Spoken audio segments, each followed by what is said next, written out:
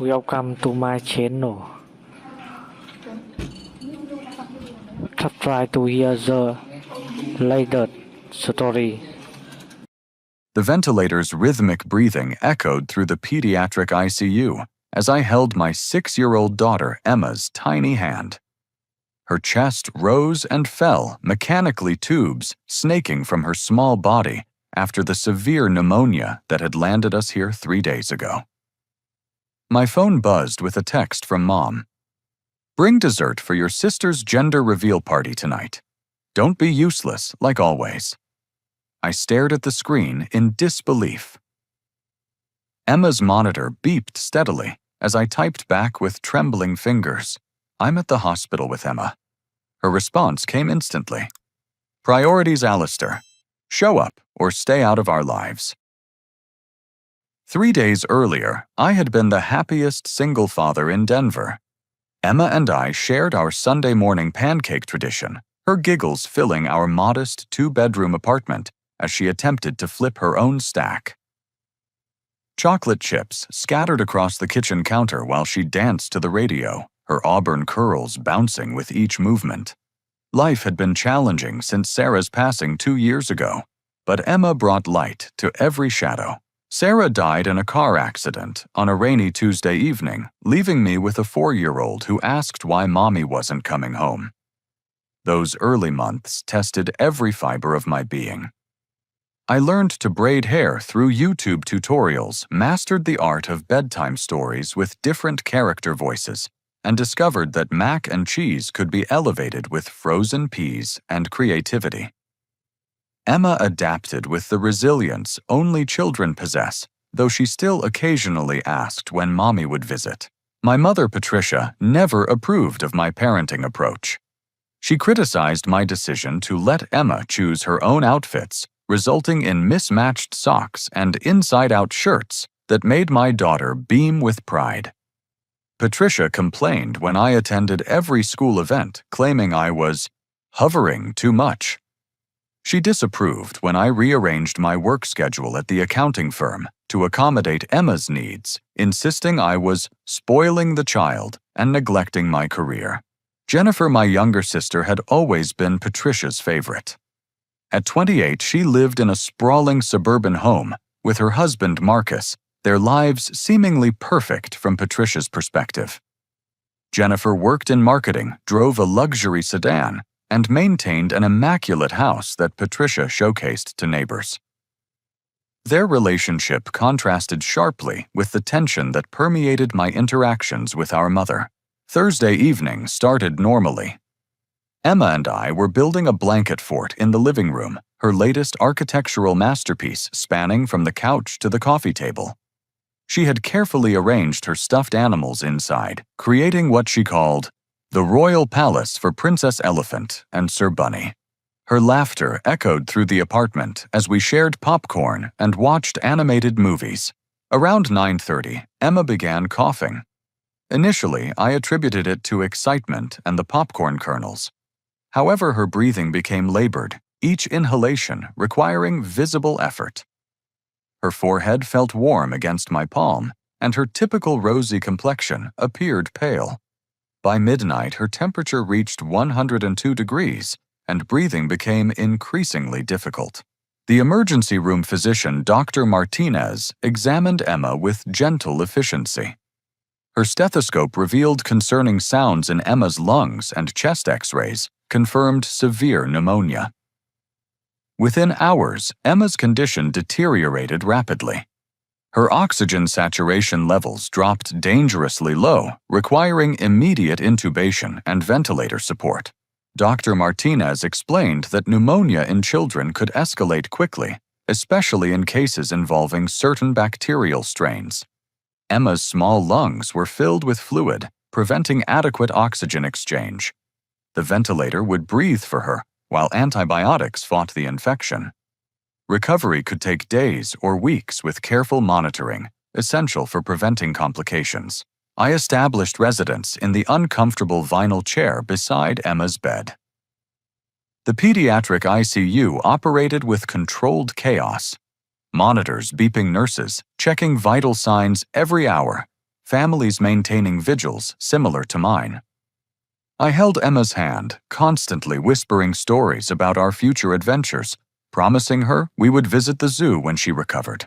Sleep came in brief fragments between nursing checks and medication adjustments.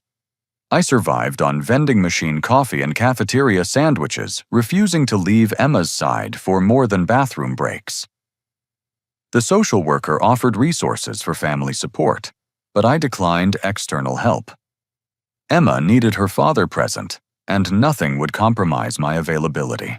By the third day, Emma showed minimal improvement.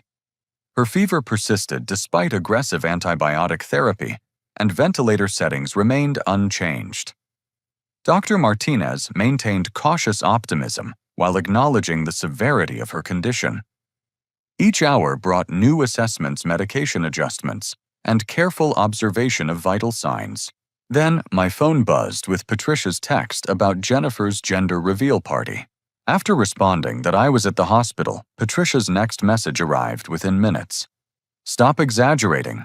Kids get colds all the time. Jennifer needs her family there tonight." I stared at the screen in disbelief. Emma lay unconscious, supported by machines fighting for her life. Yet my mother demanded I abandon her bedside for a party celebrating a pregnancy announcement. "Mom, Emma is on a ventilator. This isn't a cold." Patricia's response chilled me. "You always over-dramatize everything. Jennifer has been planning this for months. Don't ruin her special day with your attention-seeking behavior." That was when the ICU doors burst open and Patricia stormed into the sacred space where Emma fought for survival. Patricia entered the pediatric ICU like she owned the facility, her high heels clicking against polished floors in staccato rhythm. She wore her finest dress, complete with jewelry that caught fluorescent lighting as she surveyed the room with obvious disdain. Several families looked up from their own vigils, startled by her dramatic entrance. "Alistair, this nonsense has gone on long enough," she announced, her voice carrying across the ward.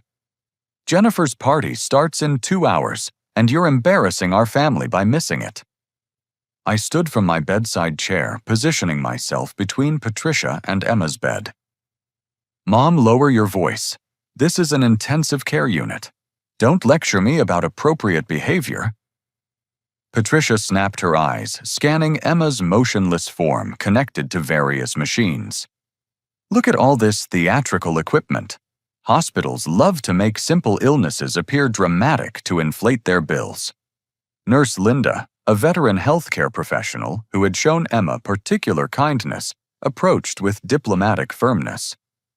"Ma'am, I need to ask you to speak quietly. We have critically ill children resting here." Patricia turned her attention to Linda with condescending authority. "I'm this child's grandmother, and I'm here to collect my son for a family emergency. His sister is announcing her pregnancy tonight, which is significantly more important than this performance." Performance. I struggled to control my voice volume while anger coursed through my system. "Emma nearly died 2 nights ago. She's fighting pneumonia that required emergency intubation. Emma has always been dramatic, just like her father." Patricia declared loud enough for neighboring families to hear. "This child learned to manipulate adults from birth, and now she's using a simple cold to control her father's attention." Linda stepped forward with professional restraint that barely concealed her shock. "Ma'am, this little girl is on life support. Her condition is extremely serious." Patricia waved dismissively at the ventilator monitors and intravenous lines sustaining Emma's life. "Hospitals exaggerate everything nowadays. Children recover from colds without all this expensive machinery. Alistair is enabling her attention-seeking behavior by staying here instead of supporting his sister's milestone celebration. She's unconscious, Mom. She can't breathe without machine assistance." "Convenient timing," Patricia replied with calculated cruelty. Emma somehow becomes critically ill the exact same day as Jennifer's party. What remarkable coincidence. My hands trembled as the full scope of Patricia's heartlessness became apparent. She genuinely believed Emma was faking a life-threatening illness to interfere with Jennifer's gender reveal celebration.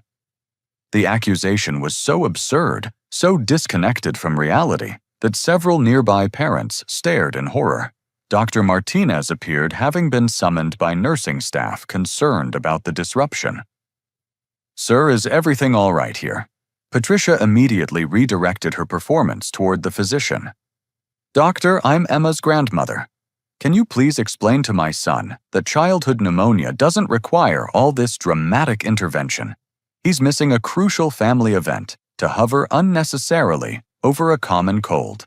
Dr. Martinez studied Patricia with professional bewilderment before addressing me. "Mr. Thompson, would you like me to explain your daughter's condition to your mother? Please." I managed, hoping medical authority might penetrate Patricia's denial. "Ma'am, your granddaughter has severe bacterial pneumonia with respiratory failure. Without mechanical ventilation, she would not survive. Her recovery will require continued intensive monitoring and treatment." Patricia listened with visible skepticism, as though Dr. Martinez was participating in an elaborate conspiracy. How convenient that this life-threatening condition coincides perfectly with my daughter's pregnancy announcement. Alistair has always craved attention and taught his daughter the same manipulative techniques. "Mom, what are you saying?" "I'm saying you're using Emma as an excuse to avoid family responsibilities, just like you've done your entire life. When your father needed help with his business, you were too busy with college. When I needed support during his illness, you were overwhelmed with work. Now you're hiding behind a child's minor cold to avoid celebrating your sister's happiness." The words hit like physical blows. Patricia was rewriting history, transforming my legitimate responsibilities into character defects. Every sacrifice I had made, every priority I had chosen, became evidence of selfishness in her twisted narrative. "Ma'am," Dr. Martinez interjected with growing firmness, "I must ask you to lower your voice or leave the unit. You're disrupting care for critically ill children." Patricia straightened with indignant authority. "I'm not leaving until my son stops this charade and comes home where he belongs. Jennifer needs her family tonight, and Alistair will stop hiding behind fabricated medical emergencies." That was when my phone rang. Jennifer's name appeared on the screen, and I answered with hope that she might provide reason within family madness. "Alistair, what is wrong with you?" Jennifer's voice carried fury and hurt. "Mom told me you're keeping Emma in the hospital unnecessarily to avoid my party. How could you be so selfish?" My heart sank as I realized Patricia had already poisoned Jennifer against me. "Emma is genuinely ill. She's on a ventilator. Stop lying. Mom said doctors confirmed it's just a cold. You're using your daughter to hurt me on the most important day of my life. Do you hate me so much that you'd fake a medical crisis?" "I'm not faking anything. Emma nearly died. Mom showed me your text messages where you've been exaggerating symptoms all week. She said you've been posting dramatic updates on social media about Emma being critically ill when she just has sniffles. I had sent no such messages and made no social media posts. Patricia was fabricating evidence to support her narrative, and Jennifer believed every word. The entire family is here, Alistair. 37 people came to celebrate with us. Everyone is asking where you are, and I have to explain that my brother prioritizes attention over family love." Jennifer's words revealed the extent of Patricia's manipulation. She had orchestrated public humiliation by announcing to extended family that I was selfishly absent from Jennifer's celebration. Aunt Carol flew in from Seattle. Uncle Robert drove from Phoenix. Cousins traveled from 3 different states. Everyone made sacrifices to be here except you. "Emma is unconscious, Jen. She can't breathe without machines. Stop it. Just stop lying." Mom sent photos of Emma sleeping peacefully in a regular hospital bed. "You've been exaggerating everything to make yourself seem like a devoted father when you're actually just seeking sympathy. My mind reeled as I processed Jennifer's words. Patricia had sent fabricated photos, presumably from earlier medical visits or other sources, to convince family members that Emma was fine. The deception ran deeper than I had imagined. I'm done with your manipulation, Alistair. If you don't come home tonight and apologize to everyone for this selfish behavior, don't bother contacting me again. The line went dead, leaving me surrounded by beeping monitors and the mechanical rhythm of Emma's ventilator. Patricia watched with satisfied triumph, having successfully turned my sister against me, using lies and manufactured evidence. Now do you understand? Patricia asked with cold satisfaction. Your entire family knows who you really are. Come home and fix this, or lose us forever. I looked at Emma's unconscious face, peaceful, despite the tubes and wires sustaining her life. The choice was crystal clear. Get out, I told Patricia quietly. What did you say? Leave this hospital immediately and don't come back. Patricia's expression shifted from triumph to shock. You're choosing a manipulative child over your own family.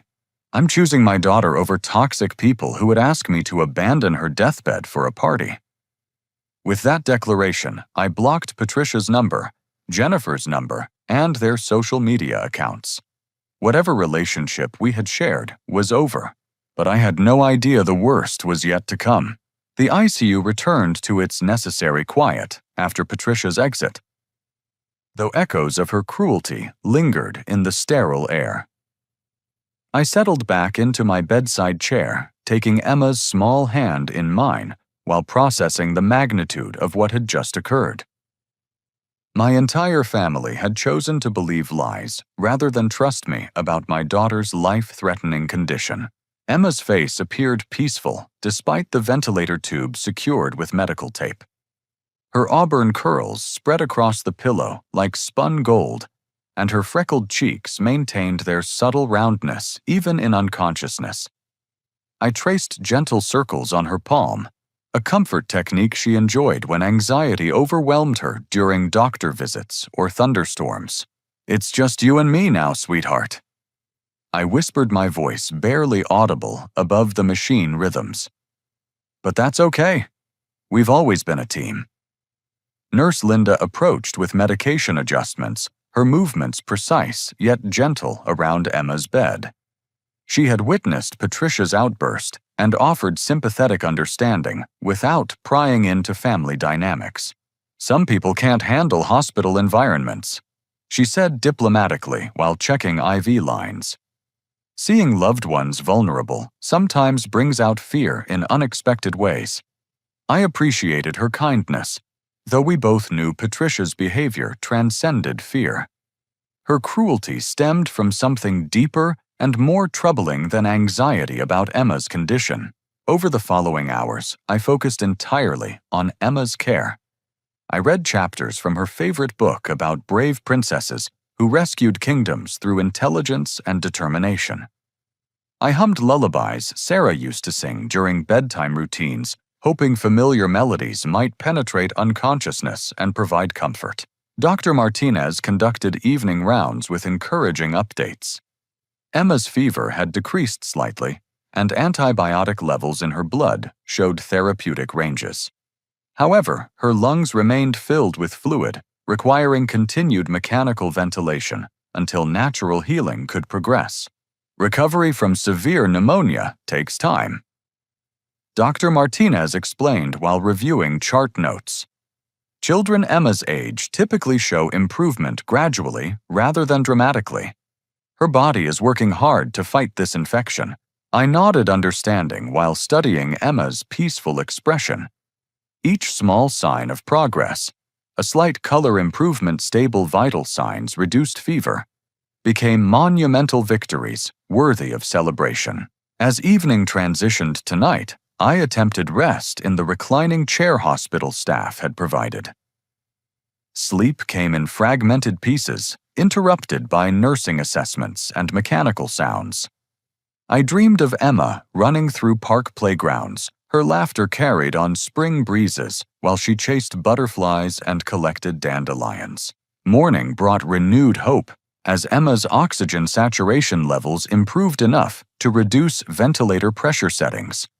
Dr. Martinez explained this meant her lungs were beginning to clear fluid and resume normal function. Progress remained slow, but the trajectory pointed toward recovery. I called my supervisor at the accounting firm to request continued family leave. Peterson Anderson and Associates had been understanding about my situation, granting emergency time off without questioning duration or demanding detailed explanations. My colleagues covered client responsibilities while I focused on Emma's recovery. The morning also brought text message notifications from unknown numbers. Extended family members had apparently acquired my contact information and were sending messages ranging from disappointed to hostile. Cousin Beth from Sacramento wrote expressing hurt that I had chosen pride over family unity. Uncle Robert from Phoenix demanded explanations for missing Jennifer's celebration without legitimate excuse. Each message revealed how thoroughly Patricia's misinformation campaign had penetrated family consciousness. 37 relatives now believed I was a selfish father who prioritized attention-seeking over sister's happiness. The isolation felt overwhelming until I remembered Emma's peaceful face and the machines keeping her alive. By noon, Emma showed additional improvements. Her fever broke completely for the first time since admission, and respiratory therapists reduced ventilator settings further. Dr. Martinez expressed cautious optimism while emphasizing continued vigilance requirement. "We're moving in the right direction," she confirmed during afternoon rounds. Emma's body is responding well to treatment. However, she'll need several more days of mechanical support before attempting independent breathing. I felt relief wash over me like cool water on sunburned skin. Emma was going to survive. The machine's medications and medical expertise were winning the battle against pneumonia that had threatened to claim my precious daughter. That afternoon brought unexpected developments that would test our progress in ways I never anticipated. Emma's oxygen levels suddenly dropped during routine nursing assessment. Alarms sounded throughout the unit as her saturation fell to dangerous ranges despite maximum ventilator support. Dr. Martinez responded immediately with emergency protocols while nurses adjusted medications and airway positioning. "She's got fluid accumulation in her right lung," Dr. Martinez announced after reviewing emergency x-rays. "We need to insert a chest tube to drain the collection and prevent respiratory collapse." My world tilted as Emma was rushed to surgical preparation. The improvement we had celebrated hours earlier had reversed into new crisis requiring immediate intervention. I signed surgical consent forms with trembling hands while nurses explained procedures for chest tube insertion. "This is a common complication with severe pneumonia," the surgical nurse assured me. Dr. Chen performs these procedures regularly with excellent outcomes. Emma disappeared behind surgical doors while I paced the family waiting area, terror coursing through my system. The morning's optimism had evaporated, replaced by renewed fear for Emma's survival. I prayed desperately to any forces that might hear bargaining my own life for Emma's recovery. 1 hour stretched into 2 as surgical team worked to drain fluid from Emma's lung. Finally, Dr. Chen emerged with cautious good news. The procedure had been successful, removing significant fluid accumulation that had been compromising Emma's breathing. "She'll need careful monitoring, but this should improve her oxygen exchange considerably," Dr. Chen explained. "The chest tube will remain in place until drainage decreases to acceptable levels." Emma returned to the ICU with additional equipment but stable vital signs. The chest tube drained pink-tinged fluid into collection chambers, visible evidence of her body's healing process.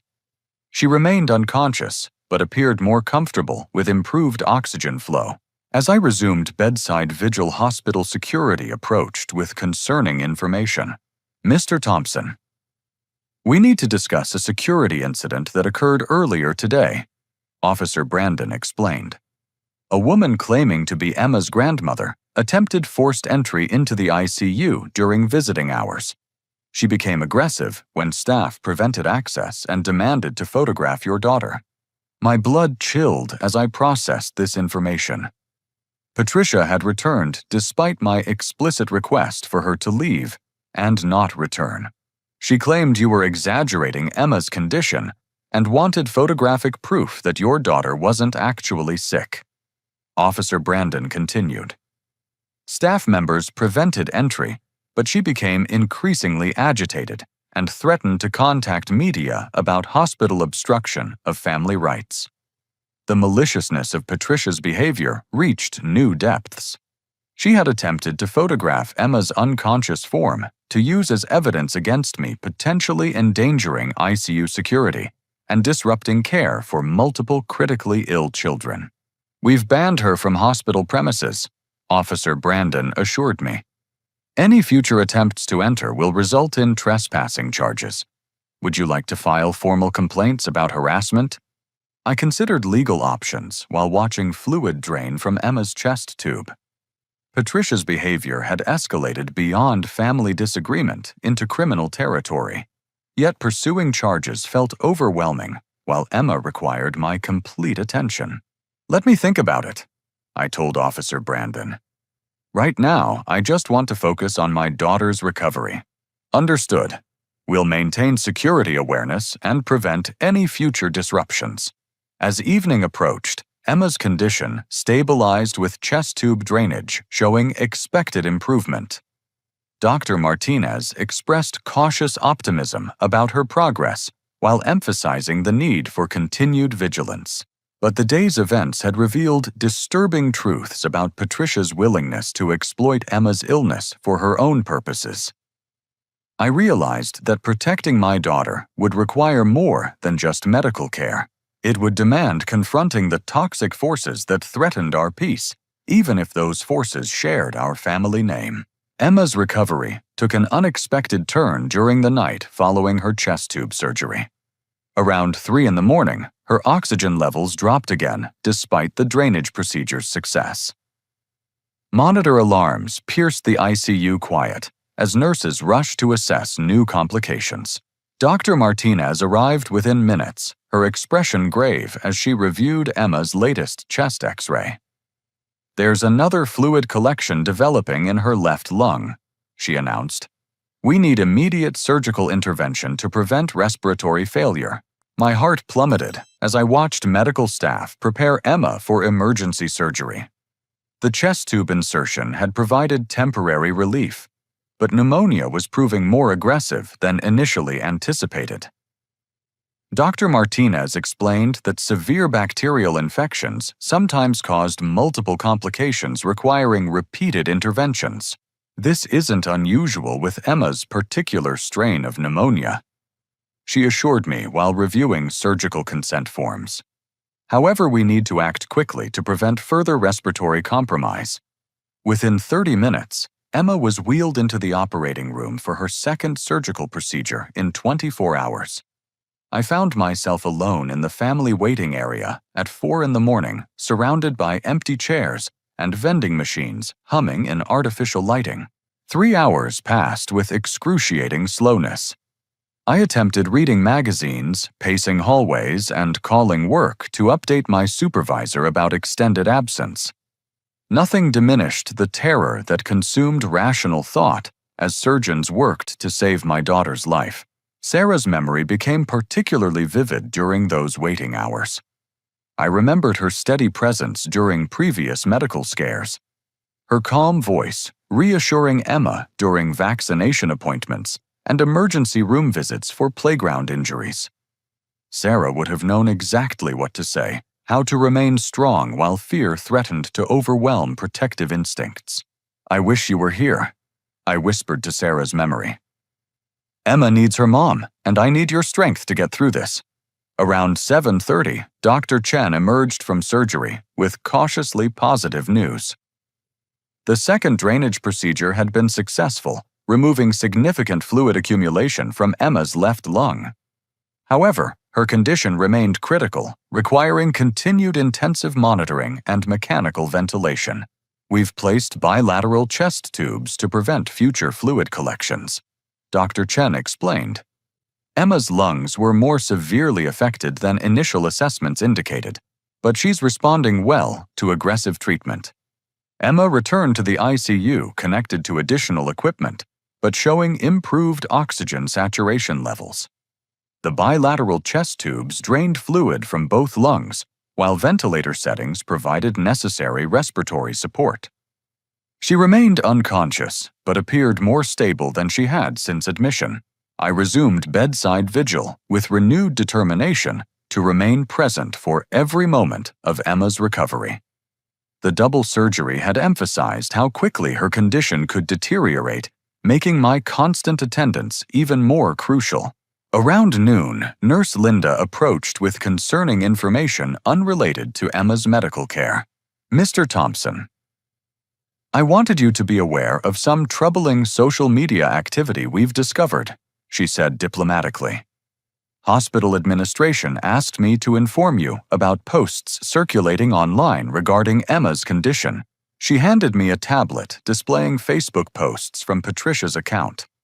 My stomach churned as I read fabricated narratives describing my attention-seeking behavior, and Emma's minor cold being exaggerated for sympathy. Patricia had posted multiple photographs from Jennifer's gender reveal party, showing family members celebrating, while I was allegedly keeping my daughter from her loving grandmother over a trivial illness. The posts portrayed me as manipulative and ungrateful, prioritizing drama over family unity. "This is devastating," I muttered.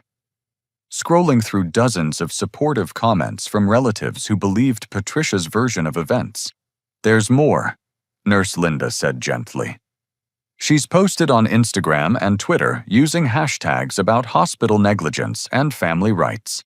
The posts are gaining significant attention beyond your immediate family."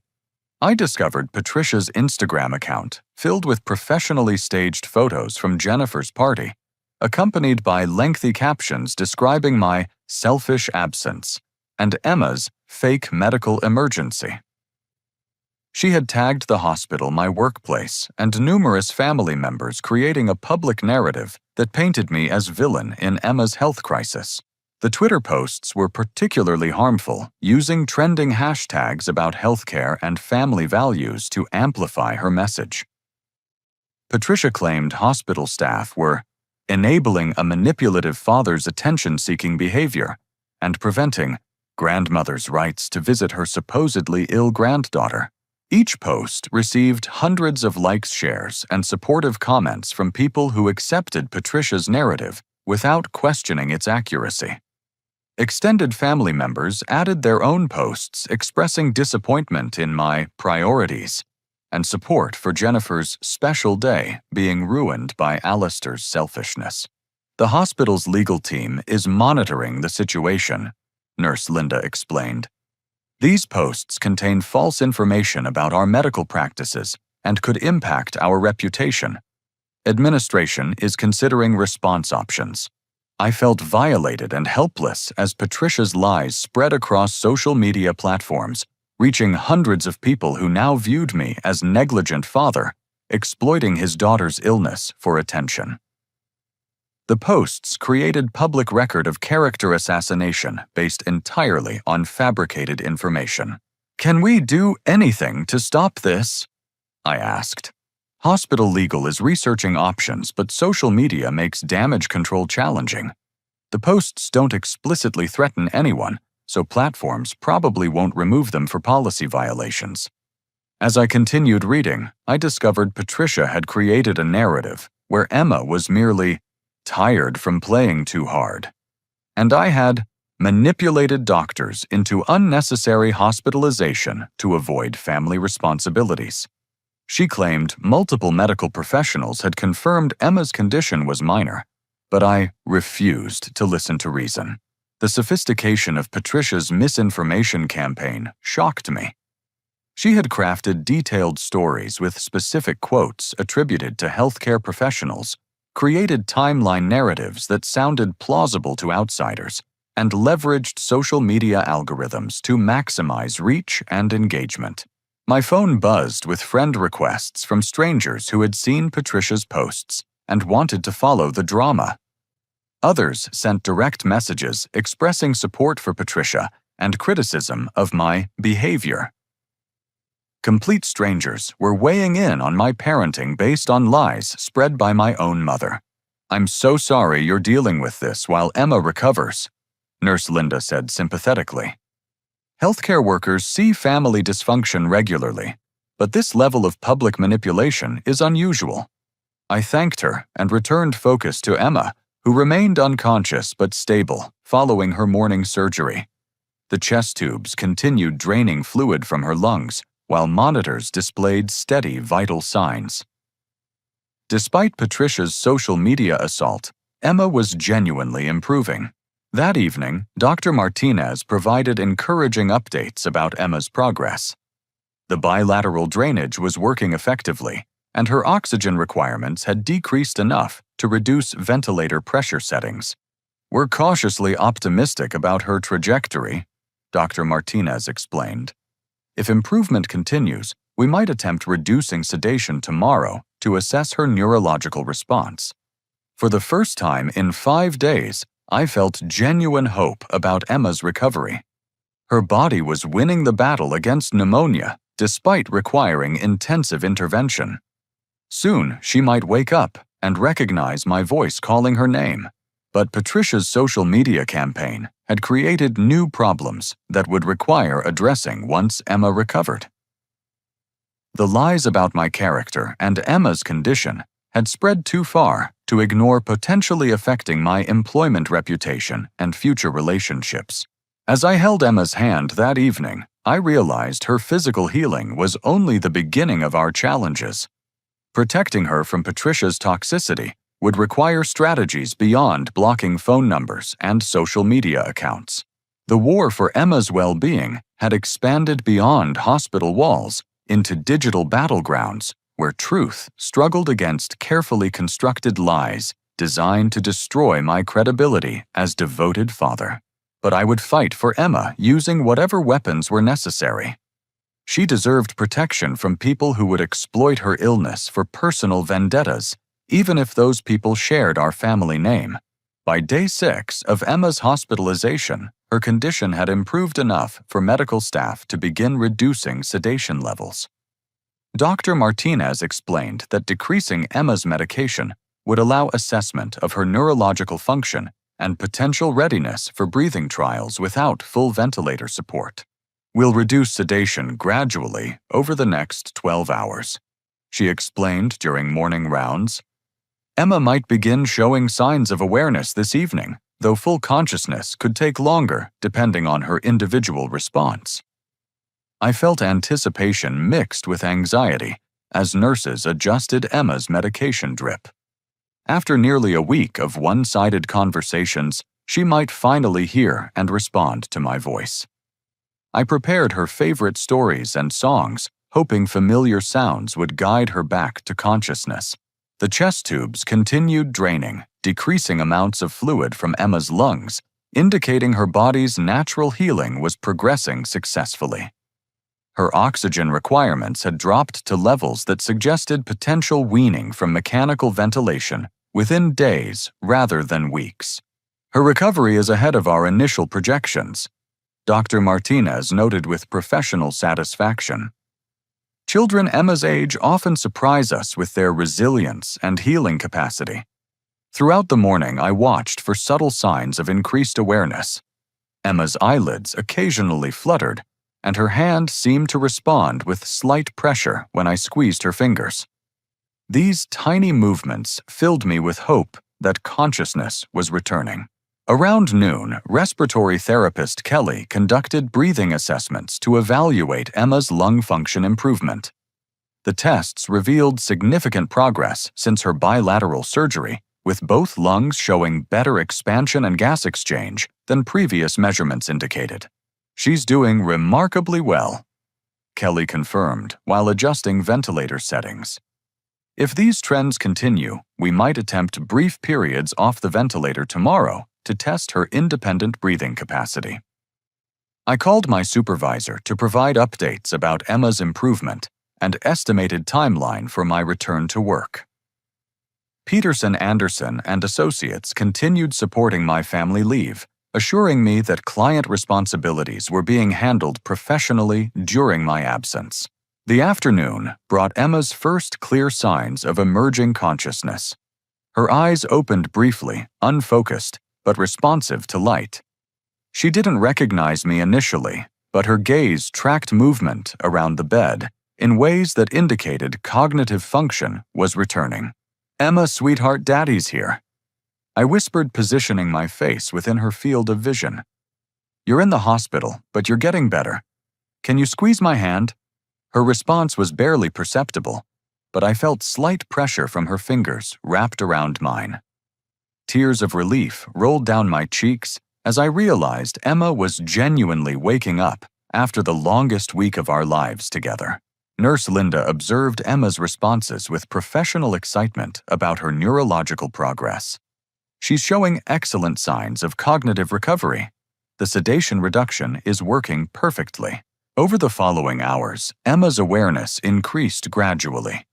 She began tracking faces around her bed and responding to verbal instructions with small hand movements. Though the ventilator prevented speech, her eyes communicated recognition and relief at seeing familiar faces. Dr. Martinez conducted neurological assessments that confirmed Emma's brain function had not been compromised by her severe illness. Her responses to stimuli, pupil reactions, and motor functions all fell within normal ranges for children recovering from critical illness. "No signs of neurological damage," Dr. Martinez announced with satisfaction. Emma's cognitive function appears completely intact. As evening approached, Emma remained awake for longer periods, her eyes following my movements around the bed. I read chapters from her favorite books while she listened with obvious comprehension, occasionally squeezing my hand during exciting story passages. Tomorrow, we'll attempt reducing ventilator support to test her breathing strength, Dr. Martinez explained during evening rounds. If she tolerates brief trials off mechanical assistance, we can progress toward removing the breathing tube entirely. I settled into my bedside chair for what I hoped would be our last night with Emma unconscious. Her improvement over the past 24 hours had been dramatic, and medical staff expressed genuine optimism about complete recovery within days.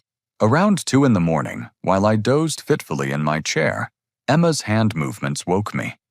Her eyes were open, tracking my face with clear recognition. Though she couldn't speak around the ventilator tube, her expression communicated awareness and relief. "Hi, baby girl," I whispered, taking her hand gently. "Daddy never left you. You've been so brave."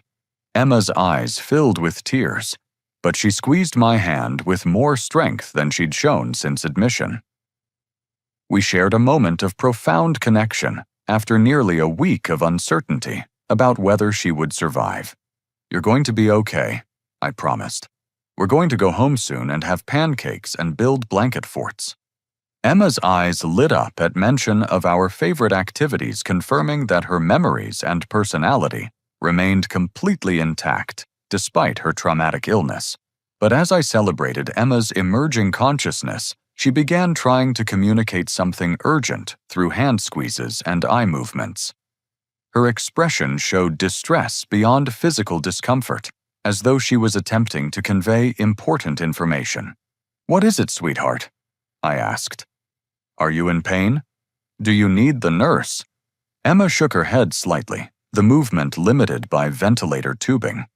She continued squeezing my hand in patterns that seemed deliberate rather than random, her eyes showing increasing urgency about something she couldn't verbally express. Nurse Linda approached to check Emma's vital signs and noticed her agitation. She seems to be trying to communicate something specific. Sometimes patients remember events that occurred while they were sedated. Emma's eyes widened at Linda's words, and her hand squeezes became more insistent. She was definitely attempting to share information about something that had happened during her unconsciousness. "Emma, can you wait until morning when we remove your breathing tube?" I asked. "Then you can tell Daddy everything."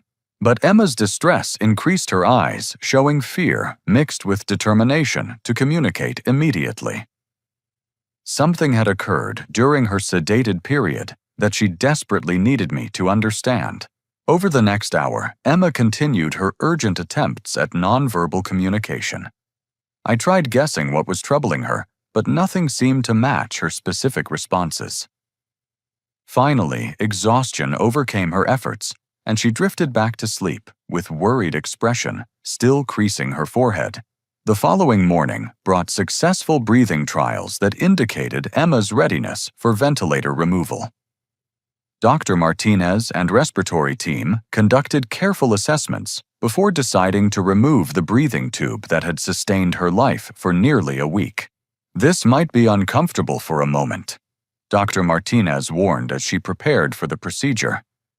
"But once it's out, Emma should be able to breathe independently and speak normally." The extubation process took only minutes, and Emma's first independent breaths were strong and steady. Color returned to her cheeks as she breathed room air without mechanical assistance, her lungs functioning normally for the first time since admission. "Daddy!" Emma whispered, her voice hoarse but clear. Her first word brought tears of joy to my eyes as I heard her precious voice after a week of silence. "I'm here, baby girl. You did so good. You're all better now." But Emma's expression remained troubled as she gathered strength to speak about whatever had been urgently troubling her. "Dad," she whispered weakly, her eyes showing fear. "Grandma came here last night, during your surgery time." My blood turned cold as Emma's words registered. Patricia had somehow entered the ICU during my brief absence for coffee and bathroom breaks. "She came when you were sleeping in the chair," Emma continued in broken whispers. She said if I died, you would finally learn your lesson about putting family first." The room tilted around me as Emma's words revealed the full extent of Patricia's cruelty.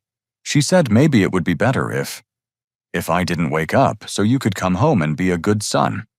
Emma began crying as she shared the horrific words Patricia had spoken to a critically ill child she believed was unconscious. "My mother had wished for my daughter's death as punishment for my loyalty to Emma over family politics.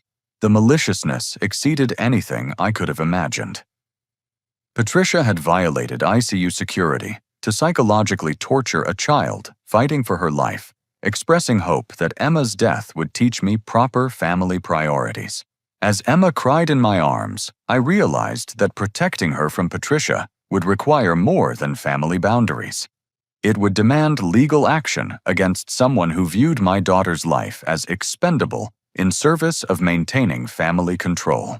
The war for Emma's safety had entered territory where blood relationships provided no protection from criminal behavior. Emma's revelation about Patricia's hospital visit transformed my protective instincts into legal determination.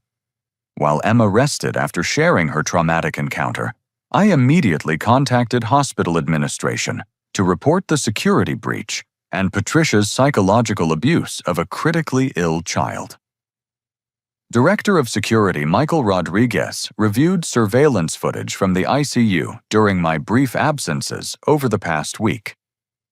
Within 2 hours, he confirmed that Patricia had indeed gained unauthorized access to Emma's room on 3 separate occasions, including the night she spoke those horrific words to my unconscious daughter. She bypassed security checkpoints by following authorized visitors during shift changes, Rodriguez explained while showing me digital evidence. Our cameras captured her entering restricted areas without proper identification or visitor passes. The footage was damning. Patricia clearly knew she was violating hospital policy, skulking through corridors and timing her entries to avoid detection by nursing staff. Her behavior demonstrated calculated intent to access Emma without authorization. What she told your daughter constitutes psychological abuse of a minor. Rodriguez continued. Hospital legal recommends involving police and child protective services to document potential criminal behavior.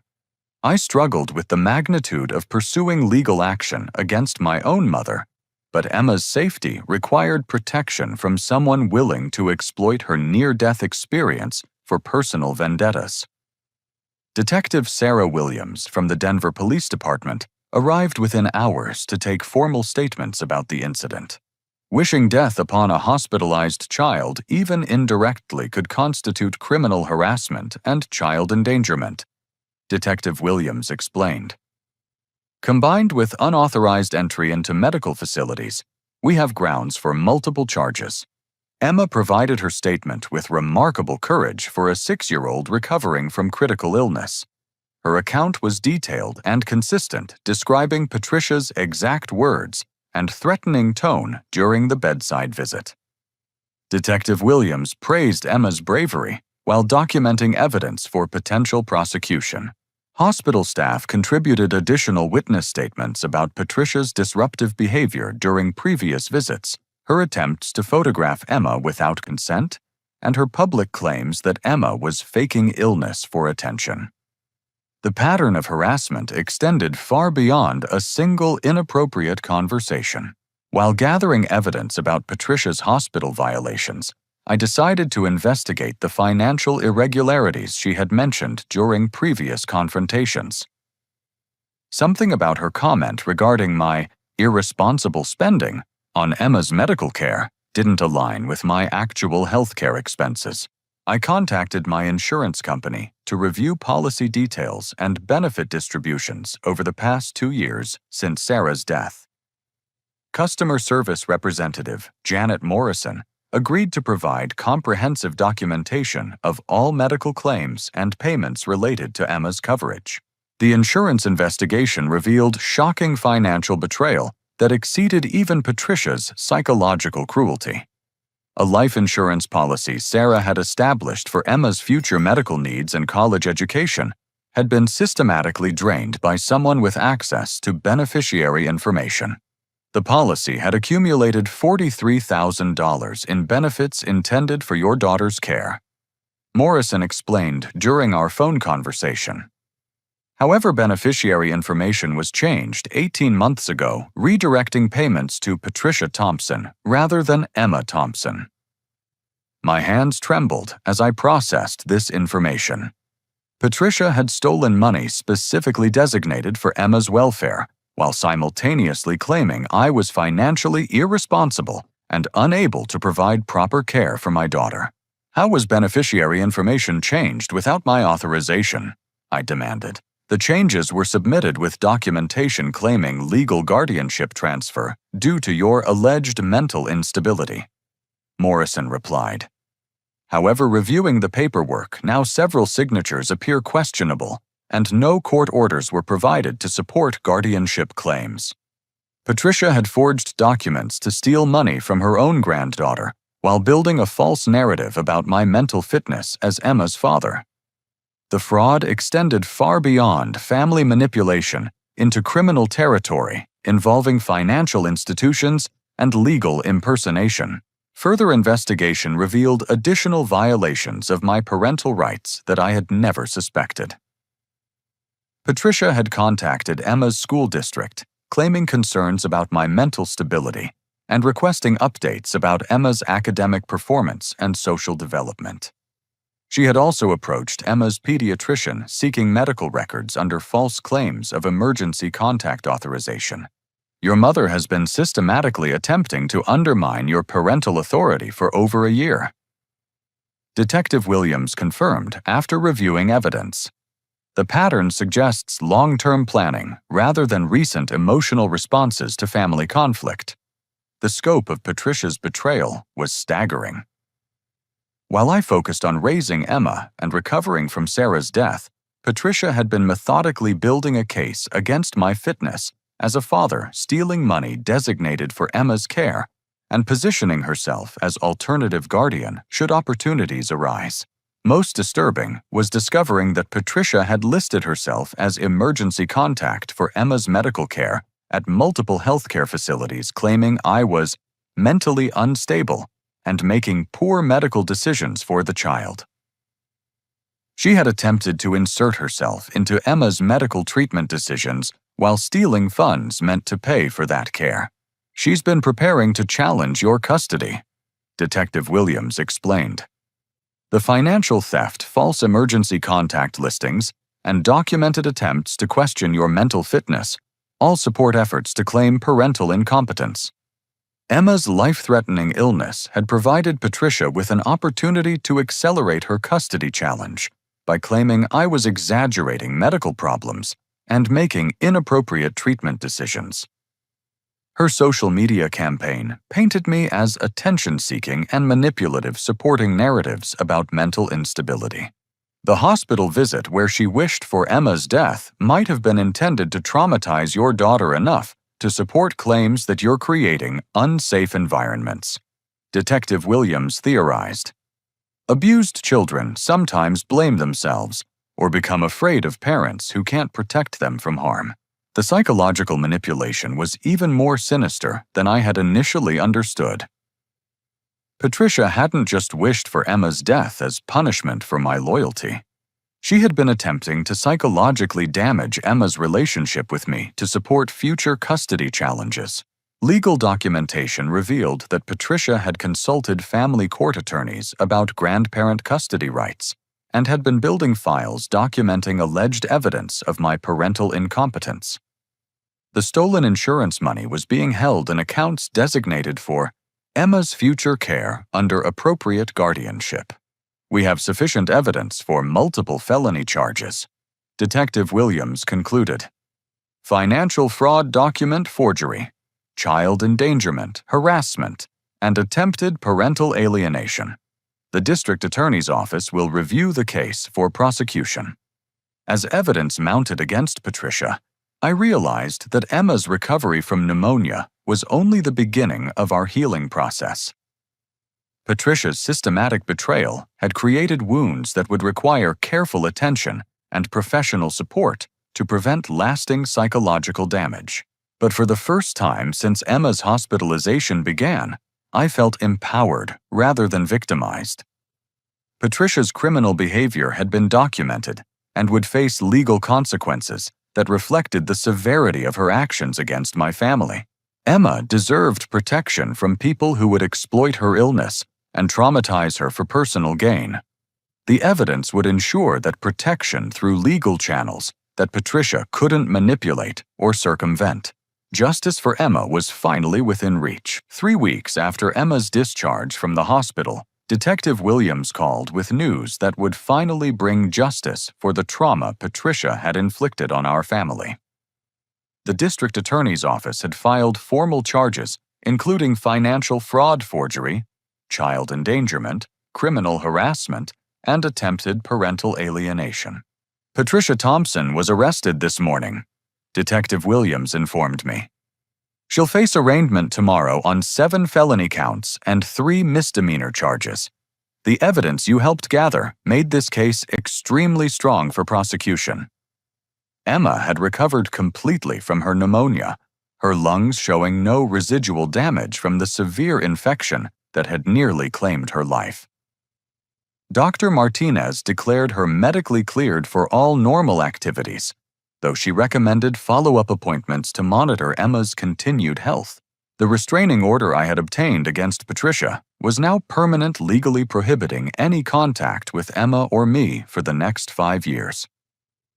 Hospital security had banned her from all medical facilities in the Denver metropolitan area, ensuring she could never again violate patient care environments. Most importantly, the insurance fraud investigation had resulted in full recovery of the $43,000 Patricia had stolen from Emma's designated benefits. The money was restored to accounts specifically earmarked for Emma's future medical care and college education, protected by legal safeguards preventing unauthorized access. The insurance company is also facing internal investigation for allowing beneficiary changes without proper verification, Detective Williams added. Their security failures enabled the fraud, so they're implementing new protocols to prevent similar incidents. Emma adjusted to home life with remarkable resilience, though she occasionally mentioned nightmares about the mean lady who visited the hospital. Child psychologist Dr. Amanda Foster had been helping Emma process her traumatic experience through age-appropriate therapy techniques. Children are remarkably adaptable, Dr. Foster explained during our sessions. Emma understands that she was sick. You protected her, and the person who scared her can't hurt her anymore. That foundation of safety allows natural healing to occur. The social media aftermath of Patricia's arrest was swift and dramatic. Extended family members who had supported Patricia's narrative began learning the truth about her criminal behavior and systematic manipulation of information. Several relatives called to apologize for believing her lies without investigating facts. Jennifer was among the first to reach out, her voice filled with shame and regret during our phone conversation.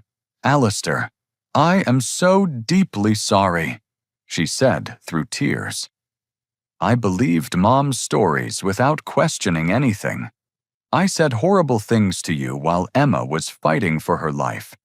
Can you ever forgive me?" Jennifer's apology felt genuine, though rebuilding trust would require time and consistent behavior.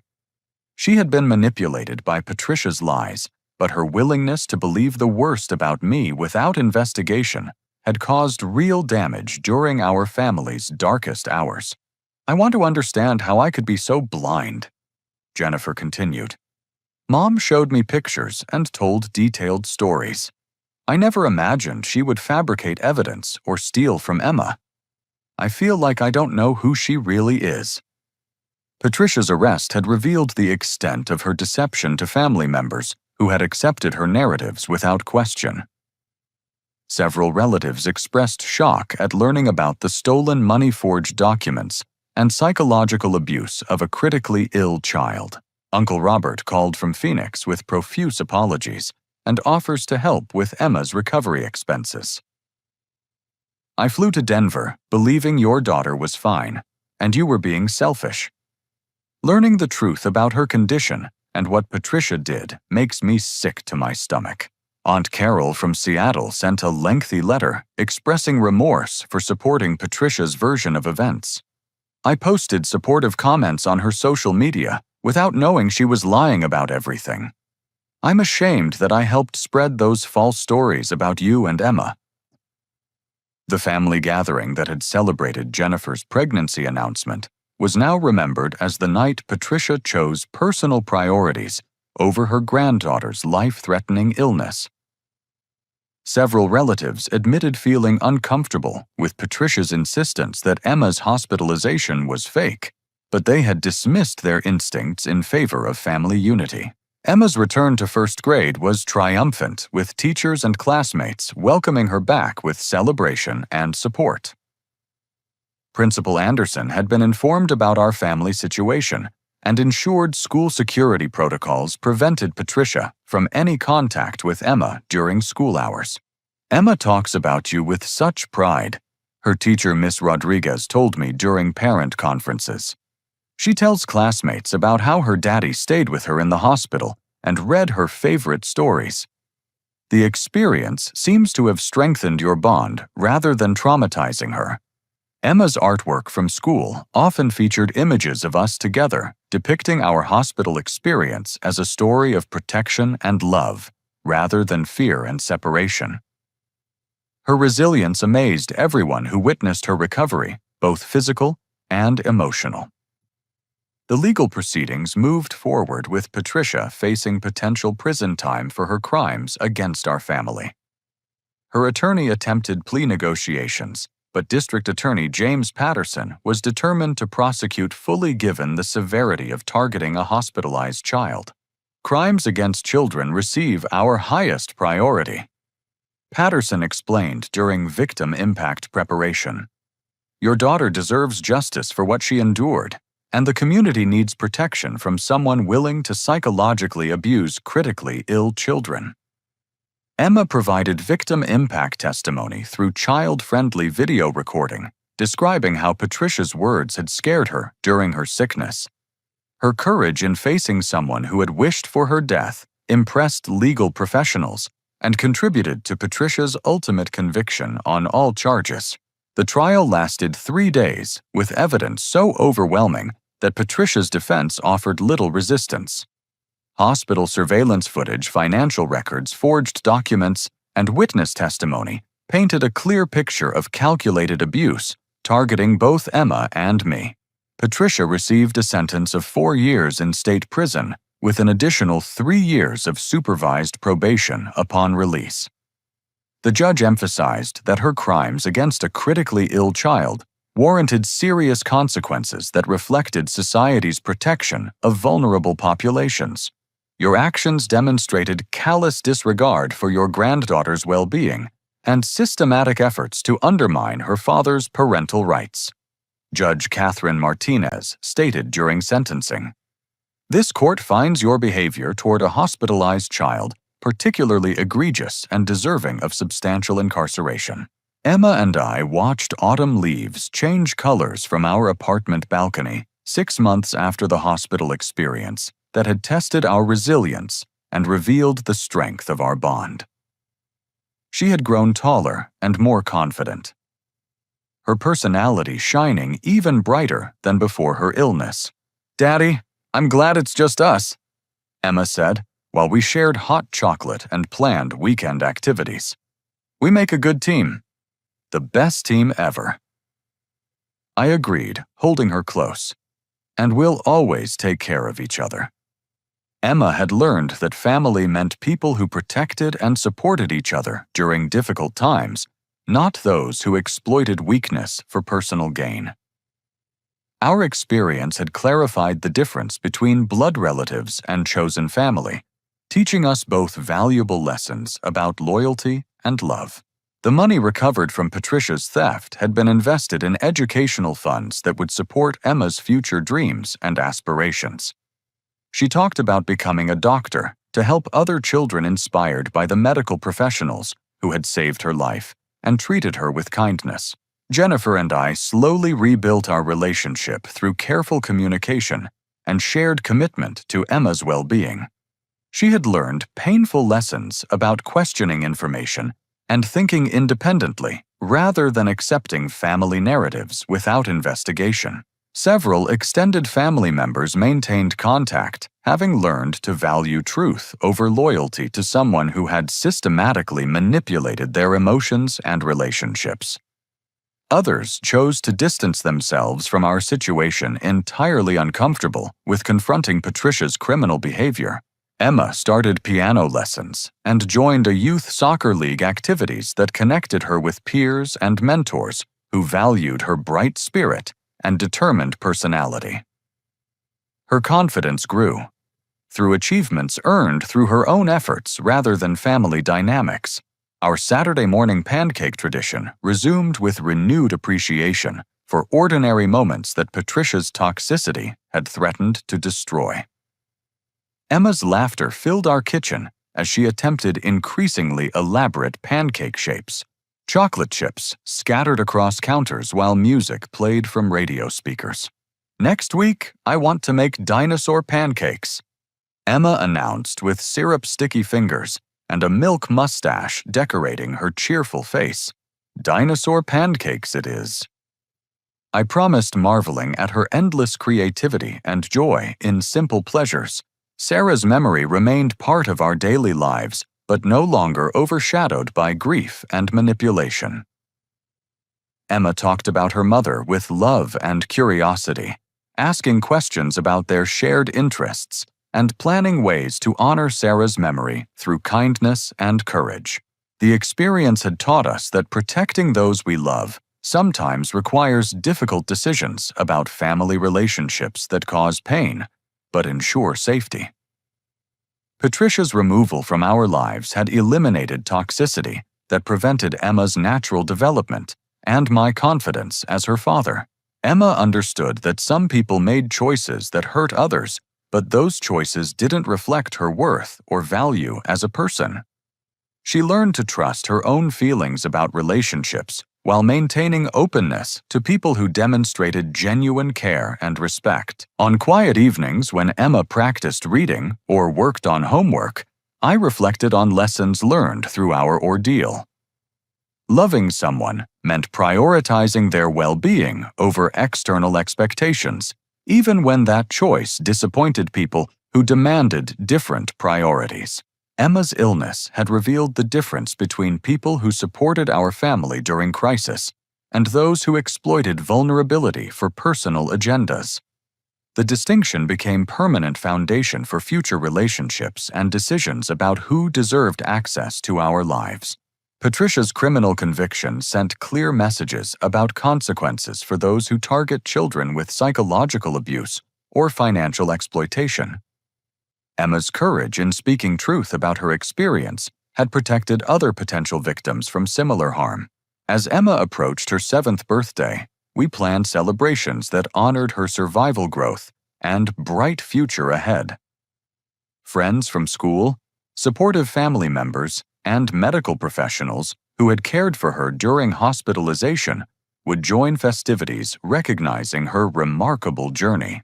The birthday party would feature dinosaur themes in honor of Emma's latest obsession, complete with educational activities about paleontology and prehistoric creatures.